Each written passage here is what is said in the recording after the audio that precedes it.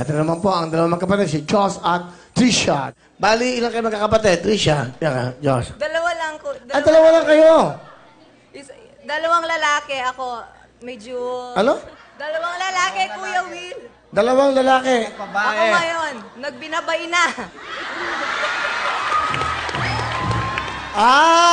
Pero hindi mo isipin tong... So, yung mo sabihin, nagulat kayo. Ha? Gulat kayo, no? Kala nyo, babae, no? Ganun ganda ni Trisha. Gwapo na nito si Joss. Okay.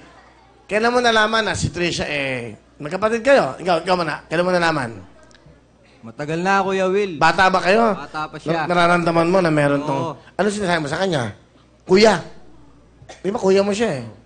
Nung una, hindi ko tanggap, Kuya Will, kasi masakit. Kasi yung mga father side ko, mga Robin Padilla sila. Ganun ang dating. Katigas, mga action ang dating, action star.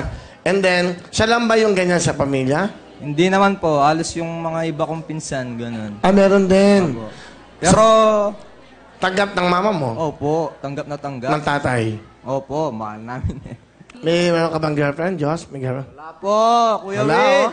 Nagwapo si Joss. Malay mo, maging artista ka. Mga ganyan, no? Ilang taon ka na ba? 19, Kuya Will. Bata pa. Sino kasama nyo?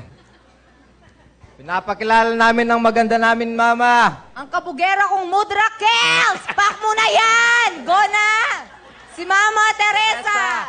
Hello, Kuya Will! Hello, Mama Teresa. Hello. Welcome and congratulations.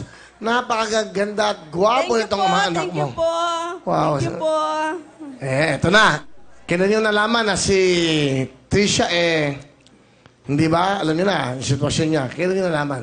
Nung 12 years old siya, pinatawag ko ng teacher niya. Sabi niya, tumawag siya sa akin, Ma'am, punta po kayo dito, kailangan po namin kayo makausap. Ngayon pumunta po ako. Nung pagbukas ko po ng pinto, naka-front po siya, naka-headband, naka-clip, naka-lipstick. Kinali po, natakot ako noon. Sabi ko, Jester, anong nangyari? Ano pala, Jester? Opo. Oh. Sabi ko, Ma, babae po ako. Sabi ko, Kuya Will! Tapos sabi ko, paano natin ipagtatapat sa tatay mo yan? Sabi ko noon, hindi niya matatanggap dahil nga po sabi ni Joshua, barako po yung mga lahi ng side nila po. Ngayon, nung sinabi ko po sa tatay niya, pinagtapat ko, sabi ko, ang panganay natin ay bakla. Galit na galit, Kuya Will, inatake! Buti hindi na... Hindi na choke. Ano lang yung ano niya, kuya, dahil yung may batuan, natamaan yung mukha niya, kuya. Ayun. Tapos, nakapag ano siya na, siguro, kuya, mga 2 weeks siya sa ospital. Ayun, laging nalagaan ni Jester Jan. Ayun. Doon niya naisip na siya palang mag-aalaga sa amin, sa kanya. Doon, kuya, doon niya natanggap.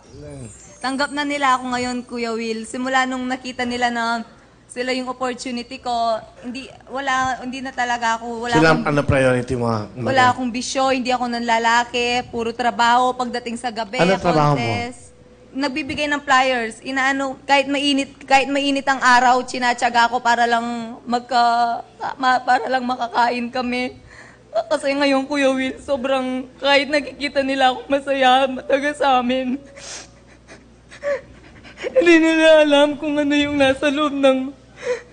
Lagi kasi nila akong inuusga sa amin.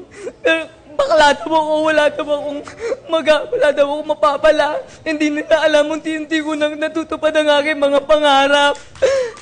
Maraming salamat sa inyo ni Papa. Mahal na mahal ko kayo. Bibigay ko lahat kahit pa hindi na ako kumain. Kahit basta makakain lang kayong kapatid ko at nila Papa. Tsaka para makapag-diet na din ako.